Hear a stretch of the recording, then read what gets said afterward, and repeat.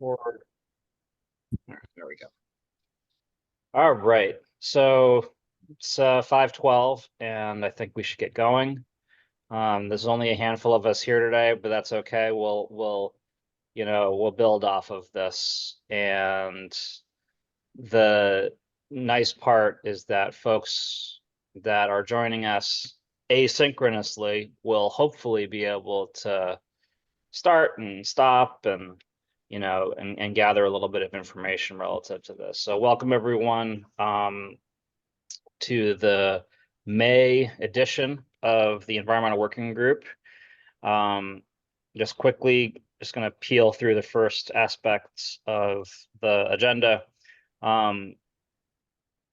Just to remind folks, last month we talked about PFAS in the aftermath of a brand new Biden rulemaking. And if I can get my act together, that recording will be available on the Environmental Working Group's website soon. And by soon, I mean within a week or two. This recording will also be available on that same working group website once we can get it processed, and we'll get it up there. So look for that. And I think we should just jump right in. My co-chair, Emily, she needs to she's got a pretty big meeting coming up at 6 o'clock. And so I would imagine, and I would hope anyways, that she would peace out a little bit earlier than that, so that she can get ready for that. It's in a meeting that I want to attend as well. So we're gonna, try to talk a little bit here about environmental justice in New Hampshire. And without any further ado, I'm going to share my screen, and we're going to get into it. Unless anyone has any sort of opposition to that kind of plan. All right, seeing none, we'll get into it. Everyone can see the screen, I presume. Excellent. Yes. So, long story short, environmental justice has a pretty decent history going back to just before some of these big landmark federal environmental laws, like the Clean Air Act, like the Clean Water Act, but has not enjoyed the same codification, the same sort of approval and permanence that congressional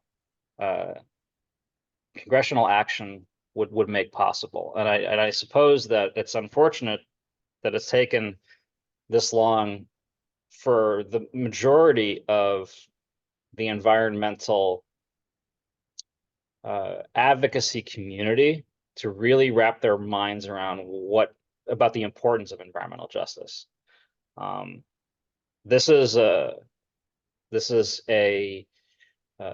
It started off in the late 60s, having to do primarily with an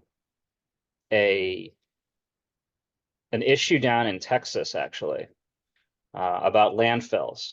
And some of you that are watching this can absolutely understand how much of a problem landfills are for the health and safety of local populations.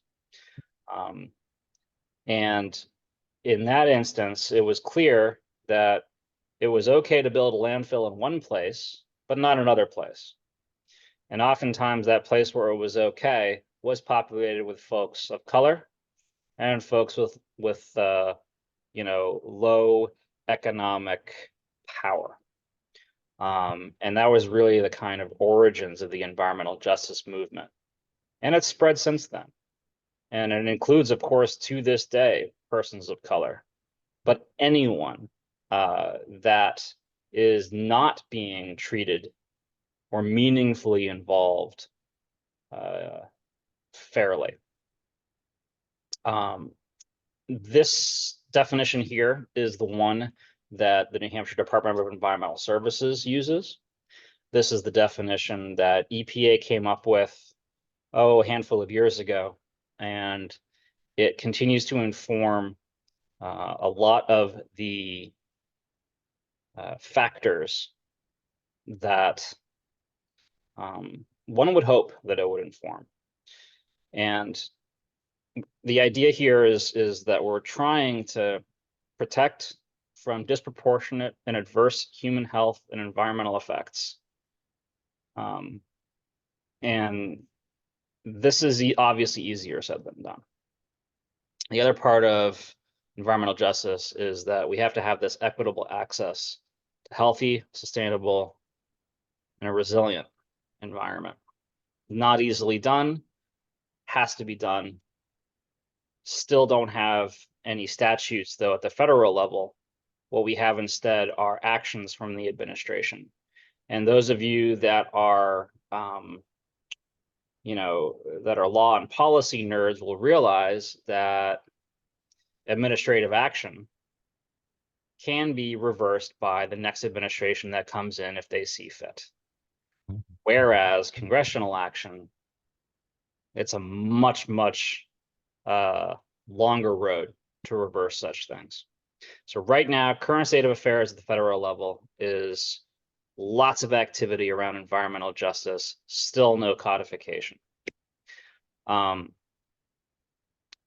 being said, what is codified is NEPA. What is something that's super, super important is that National Environmental Protection Act dating back to 1970. And that forces all government agencies to look at environmental effects and impacts on humans and human health in big decision making, but only at the federal level.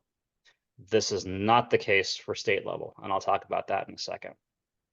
Number two, in terms of federal environmental justice, the closest that we've gotten to a statute, not a statute, but a court case that can push the needle on environmental justice, especially as it pertains to climate and climate change, is the Juliana case of 2015. And for those of you that are following that one, I have a bit of bad news. As of earlier this month, that was dealt a pretty tough blow. And it may not be going much further than where it is right now. So there was, just quickly, background-wise, it's a youth movement underneath Juliana and a variety of her colleagues and classmates to suggest that the oil and gas industry is responsible for causing climate change, and therefore decreasing the potential for their health and happiness going forward into the future. And it has been knocked around and knocked down on technicalities pretty much ever since. They had some decent victories early on, but it's been struggling ever since. And then finally, relative to the White House, I just showed you the EPA's statement on environmental justice, which many states, including ours, pay lip service to and use as a guidepost. But there's also something that folks should know about, and this is the Justice 40 initiative. This is an attempt to take the environmental justice or the EJ ideas from EPA and apply it to the entirety of the federal government, at least from the perspective of the administration, right? At least from the perspective of the executive. And it is a significant effort. I don't know, here, hold on a second. I need to share this separately. All right, I'm just going to share my whole desktop so I don't have to keep going back and forth. All right, so everyone can still see my desktop? Yes? All right, good. So yes. Justice 40 is just an incredible feature, and I'm going to drop this into the chats.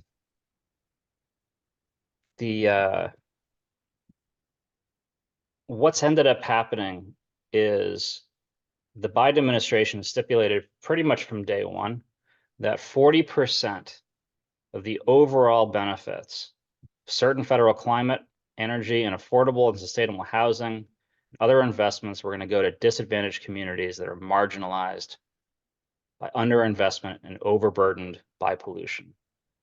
That's the definition of environmental justice right there. And this is huge, and it goes back to Executive Order 14,008, which is chock full of all kinds of amazing efforts at trying to really front the idea of environmental justice across at least the executive branch. So go back over here. All right, folks can still see my presentation. Beautiful. All right, so Giuliani, I mentioned, if you really want to nerd out on all of the different cases that are occurring that are relative to climate, relative to environmental justice, this is the place to go. It's the Sabin Center for Climate Change Law. I'm not going to bring you through that right now, but suffice to say, there's an awful lot of cases that focus right here on NEPA, on the National Environmental Protection Act, or Policy Act, rather. And there's a lot of power here. All right, I'll stop. I'm almost done nerding out about the sort of law aspect of things, and we'll get into some more tactics here. At the state level, some states have been successful at pushing for greater environmental justice by using existing environmental policy acts. One of these is the 2023 Held versus Montana decision. And they were successful. That was actually a successful lawsuit, wherein they were able to start to hold responsible the oil and gas industry for climate impacts on human health and well-being by pointing to what's referred to as a little NEPA. These are state-level environmental policy acts that force the state government to make decisions like you would have to under the big EPA. So looking at impacts, environmental impacts on human health and well-being. Regrettably, and this is something that I've talked about before, and I'll bet most of you already know, but it still bears repeating, New Hampshire is the last New England state without some kind of government-wide environmental protection law. Shame, right? It really, absolutely. No, it's unfortunate. And if we were at a rally, people would be yelling shame. Yeah. Anyway. Well, no, there were a couple bills that said that we should look at whatever actions we're doing with that lens, and those bills were ITL'd. If nothing else, it's like, oh, we'd have to hire a couple people to figure that one out. Exactly. Yeah. So it wasn't just neglect; it was an active no. No, it is active, and for being this state that not only prides itself on its environmental resources, but is largely, if not wholly, dependent on those resources for its economic well-being. The fact that no one along the way could incorporate a little NEPA into our state constitution, it still blows my mind. Montana has a little NEPA, right? It's the only reason how the Held decision could have been upheld. Sorry. And the thing of it is and that's Montana. Okay, I don't hear it. So Rob, you're saying to go forward with any kind of oh, this is bad for the environment, you have to have a little NEPA to rely on. Without that, people would say, yeah, it's bad, but there's no law, we don't really have to. That does seem to be the case. And I'm loath to say that that nothing's possible without a little NEPA. That's just my kind of obscene optimism. But it would certainly make this a lot easier.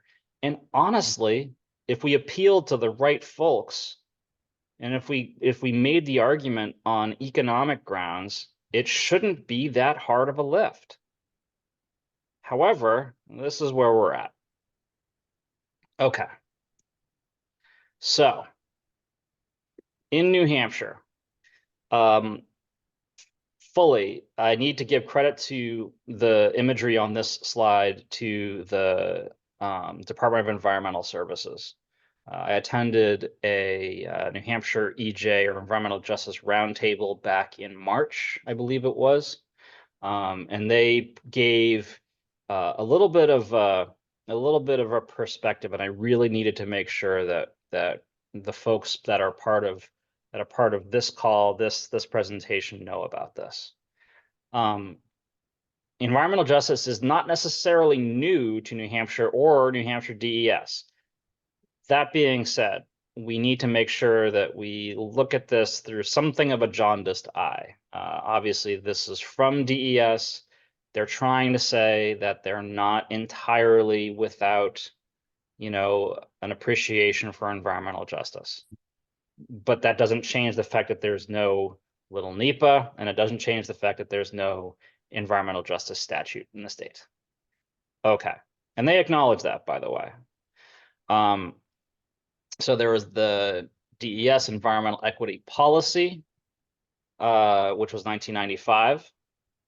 Public Participation Policy, Performance Partnership Agreement with EPA Region 1 since 1995. The Brownfields Program, and a brownfield, for those of you that don't know, these are former industrialized sites that perhaps don't well fit into the EPA's Superfund program, or there isn't sufficient amount of money through that Superfund to really solve the problem. And so the Brownfields program is meant to go in and help with that. And then proactive public information sessions. And that does exist, and I have in fact been to some of those, quote, proactive public information sessions. However, there have been more recently. There have definitely been more recently, and that's a good thing. New Hampshire DES, of course, like the rest of the state government, has civil rights and non-discrimination policies. They are making some progress. They've named a civil rights coordinator.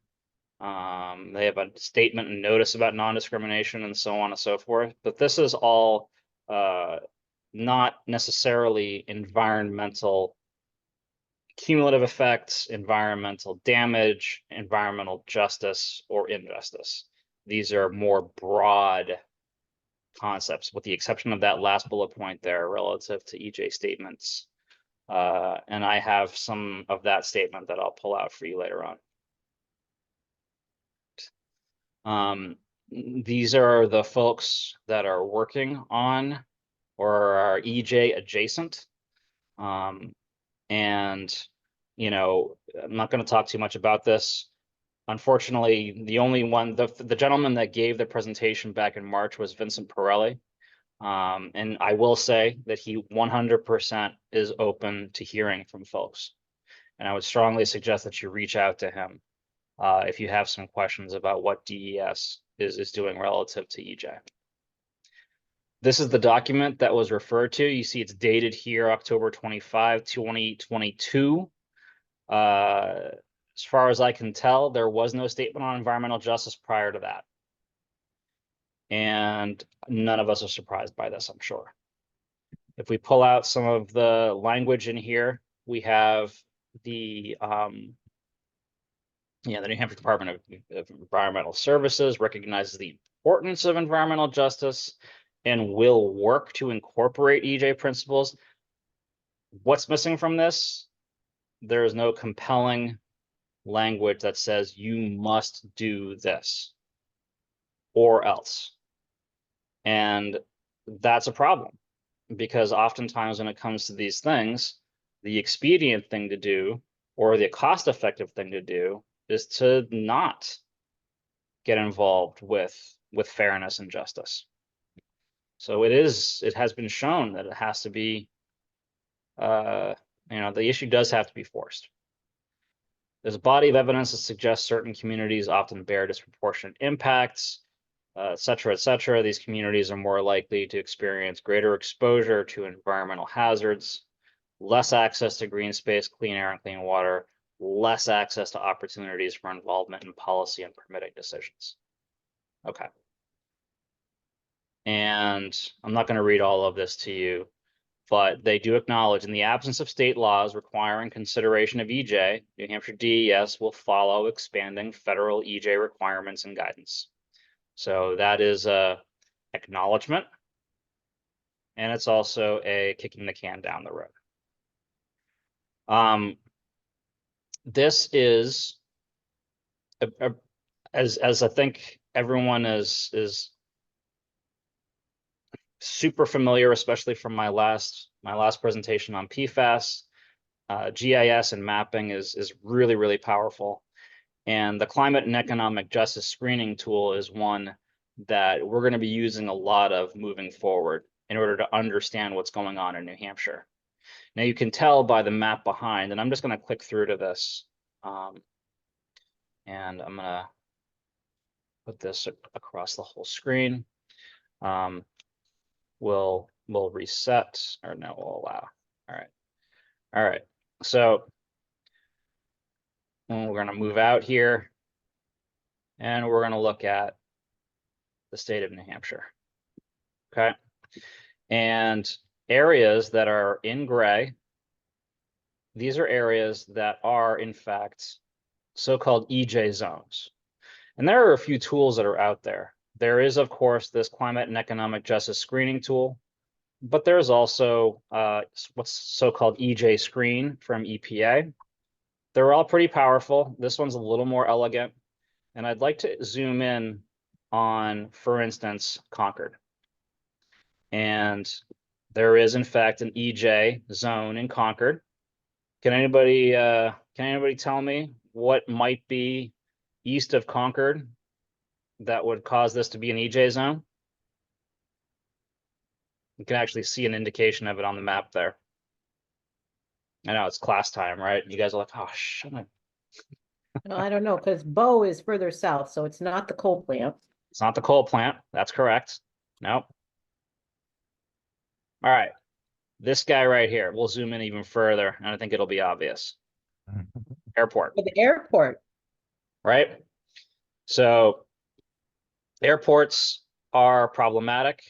If we click on that component there, the focus here is, so these are the 1, 2, 3, 4, 5, 6 categories relative to what makes something qualify as being an area that is an environmental justice zone, and they are in the 90th percentile.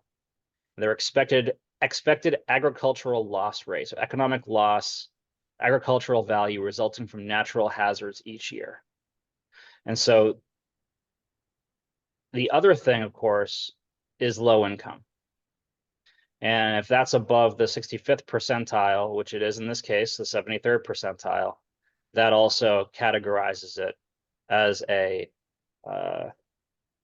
environmental justice zone, which, by the way, what I'm trying to say here with this analysis is that the state of New Hampshire, for being mostly seemingly out of the spotlight, there are some areas where most of the people live that are in fact environmental justice zones, including very much the place that I live just on the outskirts of, right? So this entire aspect, there are in fact three distinct environmental justice zones in Nashua.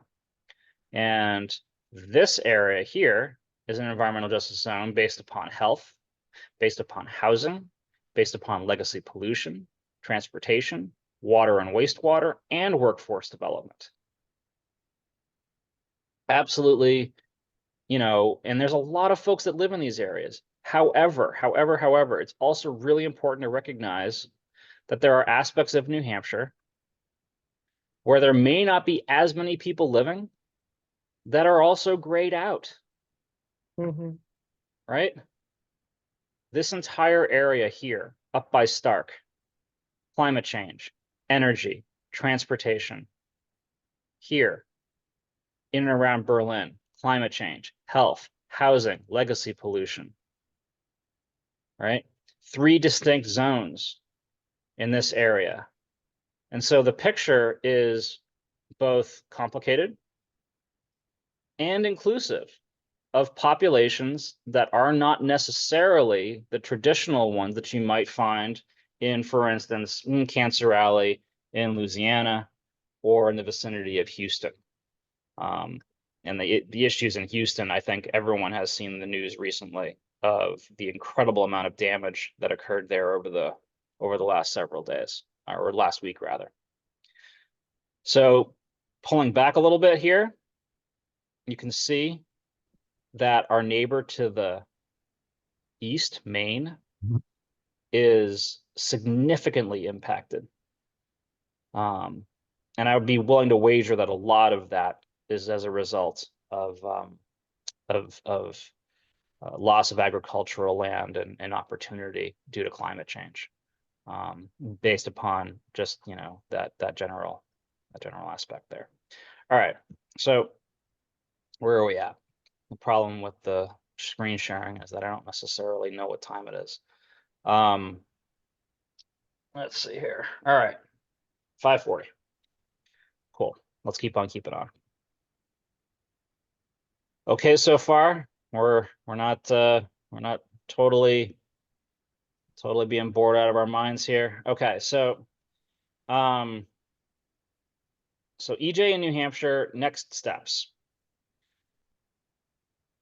I think that we can all agree, education and awareness, this is just the beginning.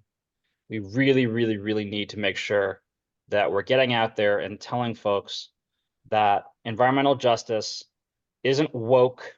Environmental justice isn't just another thing to enter, into the fray of the cultural flashpoint or battle of the moment.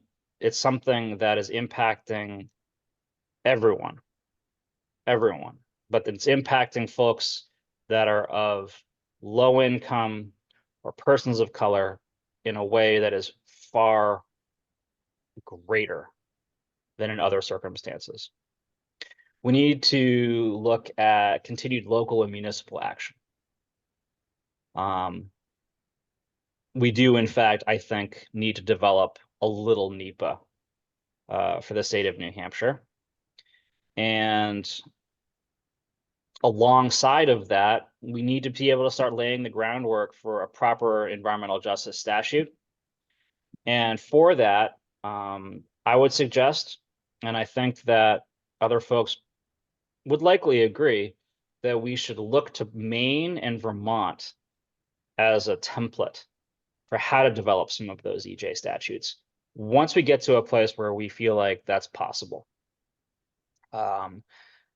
Obviously, we're probably not going to get much mileage out of trying to look at what Massachusetts has done.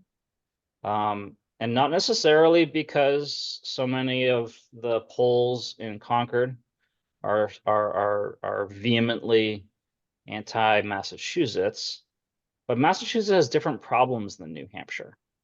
Vermont's issues and Maine's issues are more closely associated to New Hampshire's issues. We just don't have something that is as I mean, the Boston metro area is unique. The seacoast of Boston is unique, and so we have to make sure that we're, comparing apples to apples. And those statutes are something that I'd like to talk about in future discussions. And if there's an appetite for that. But let me talk about the development of a Little NEPA here for a second. This is going back to CACR 14, which was introduced in 2024. And this is a first pass at a Little NEPA. Now, of course, this is meant, constitutional amendment, concurrent resolution relating to the environment, natural resources, going into Article 83, and the language shall provide adequate remedies for the protection of the environmental life support system and provide adequate remedies to prevent unreasonable depletion and degradation of natural resources.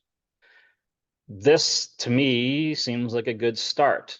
But obviously, there wasn't a lot of grassroots effort as far as I'm aware, and perhaps folks can correct me on that if you were aware of this before it sort of showed up on the floor in Concord. But this is a place to start, and we should certainly reach out to the author and authors of this concurrent resolution to to get their feedback and to talk to them about their process, and work with them. Definitely don't want to exclude for any purpose. Susan, Yeah, Chuck Grassi of Rochester. yes. Yeah. Yeah, Chuck Grassi. He didn't introduce it though. It was someone else that the last name with an H that keeps falling out of my head. But I think that Clean Energy New Hampshire just saw that it was too big a reach, so they didn't put political capital into it, and that the governor wouldn't let it happen. right. So a lot of the decisions are just expedience again, Sure. both sides. Well, so we have an opportunity here. This is a first pass, and the nice part about this is that if you introduce anything can get introduced, and we can do it again in 2025, or we can, try for the first aspect of the opening session in November. At any rate. So, and I know you're going to talk about what we can do and working with CLF.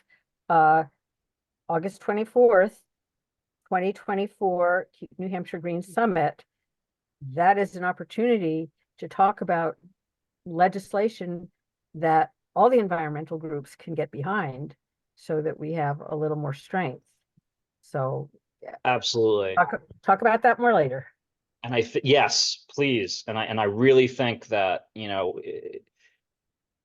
going to be incorporating that into the June working group meeting to start, because it would be great to have some pilot language, right? And I'd like to reach out to Representative Grassi and others, and perhaps see if they would be interested in joining in on that June working group meeting, to pick their brains on this. So we'll see what we can do. We'll see what we can do. Summertime's always better for everyone to a point. Okay, so coalition building. I got all the way up till about, I don't know, about 3:30, and I thought that Marina was going to be joining us. It's totally fine that she wasn't. That's actually really my fault for, not making sure that she carved out some space. But at any rate, she sends her regards. She's 100% going to be, interested in working with us on this. But coalition building, Conservation Law Foundation, as I mentioned at the beginning of this discussion, is spearheading the effort to develop environmental justice policy here in New Hampshire. Whether that takes the form of an EJ statute or whether we do a stepwise fashion by looking at the possibilities of a little NEPA and stepping through, all of this is going to be part of the discussion. I have said to Tom Irwin of CLF personally that I'm excited to marshal the efforts of and the membership of the New Hampshire Network to get as much in the way of awareness as we possibly can, and effort to rally support. Other groups. FYI, members of the Plastic Working Group in particular have at different points, and the North Country people, John Swan, have at different points been working with Conservation Law Foundation in places where our friends at the DES have not been willing to support more environmental caution. 100%. Yeah, so Yeah, no. ELF is our friends, and for people that just came on, Marina is one of their members that you're referring to. That's correct. Yes. So that's Marina Vaz, and she is the Nashua Environmental Justice advocate for the Conservation Law Foundation. Another major player in our discussion is also going to be Arnold Mikola, who is the Manchester and statewide environmental justice advocate for the Conservation Law Foundation. And I'm going to look forward to getting him on board with one of these calls as well. As you might imagine, all of these folks are busy. We're all busy, and we need to give them a way to make this happen. Emily, you came off mute. You got to go. Yeah, I was just going to add what I kind of spoke to you about before. Oh, thank you. Yes, please. Started as well. The New Hampshire Healthcare Worker for Climate Action, Climate Justice Working Group has been operating for probably about 2.5 years now. And so they've had previous discussions with Arnold and some of these other folks that you've just mentioned. And currently, one of the leaders of that working group, Semra Aichpor, has been leading the EJ roundtable discussions for the past few months. And the group's composed of different social workers, public health professionals, nurses who are involved in kind of EJ opportunities on the health side, but then more generally as well. So I was at that meeting with them yesterday, and then I had this meeting at the same time today, and I proposed the idea to them of if we're increasing coalition building efforts, it could be a good natural next step to just kind of have them come to these groups and see if there's a natural fit for the healthcare lens here as well. I think it's already been mentioned a few times today. And with environmental justice, there's obviously such clear links between health and EJ. So I might open up this invite to that group and see if this could be a good fit for both of our groups and could be more of a combined effort than it already is, if that sounds good to you all. I think it's absolutely critical that you do so. And as a member of that group, the Healthcare Workers for Climate Action, I'm wholeheartedly in favor. No, you're right. It's a natural connection, and we'll make that happen. The other groups I wanted to point out here, Granite State Organizing Project has been massive relative to the asphalt plant issue here in Nashua. And they are also going to be a part of that conversation with CLF next weekend, or not next week. Tori from GSOP, I believe, is really the one spearheading that. And there are a variety of folks from New Hampshire Interfaith Power and Light, including Ann Podlipny, who couldn't make it this evening. I know for sure in our from our conversations, and I know that some of you on this call have also had those conversations, that she's super passionate about environmental justice, and it's going to be a real force for good and on getting other folks involved in the discussion and moving the needle on this. Finally, the other other two groups I wanted to mention, 350 New Hampshire, that's Jen Doobie, for those of you that know Jen. She's active state. She's obviously a statewide coordinator. But she's also a lot of effort down here in the southern tier.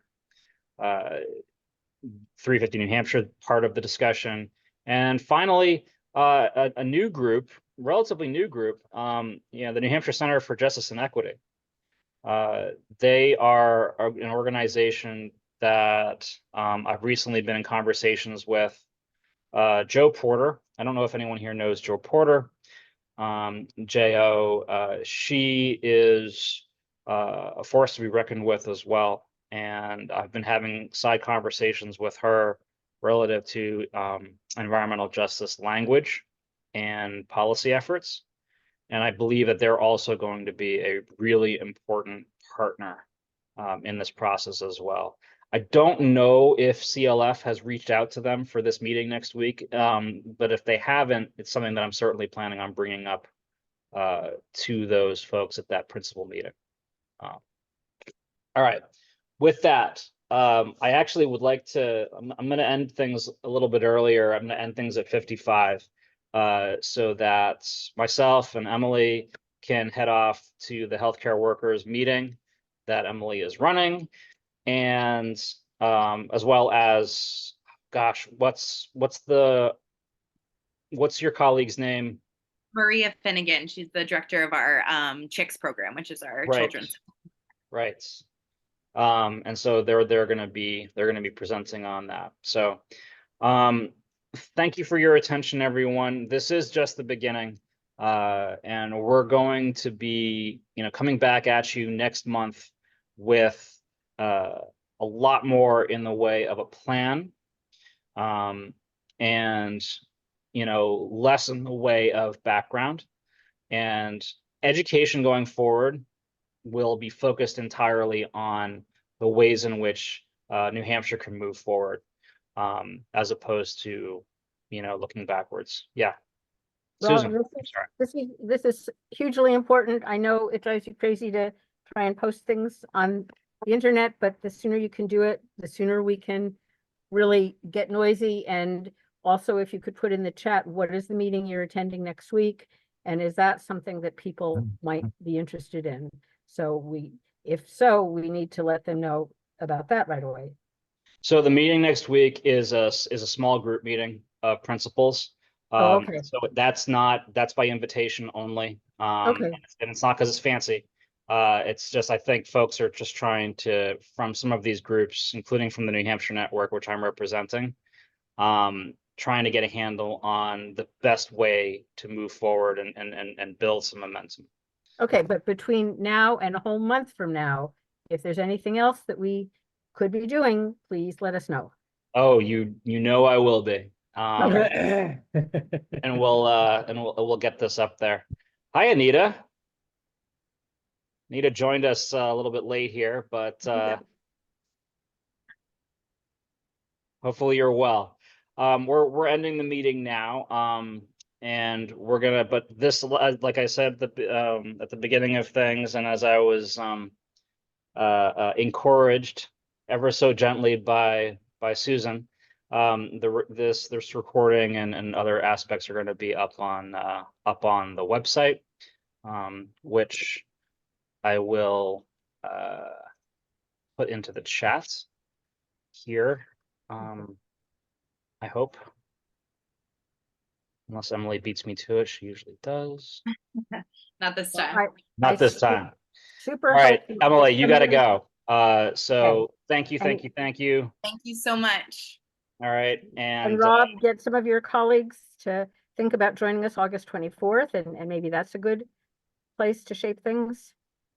I agree. And Okay. we'll be building towards that. I think that'll end up being quite an opportunity for us to sort of showcase what we've been working on. So Thank you so much. thank you so much. Bye, guys. Bye. Have a good rest of the evening. Anita, sorry about that. Bye. All right, take care.